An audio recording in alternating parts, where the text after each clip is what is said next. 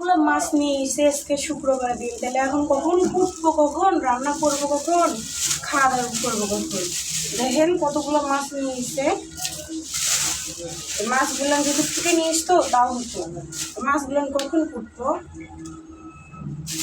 আর কখনই ফুটে বেড়াচ্ছে। আমি শুক্রবারের দিন এমনি সময় কম, তারপরে এতগুলো কাজ কখন করবো।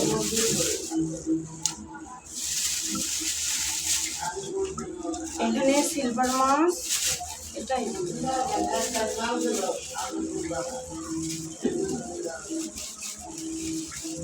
বলি কেমন করে দুটো মারছে। এখানে পুঁটি মাছ,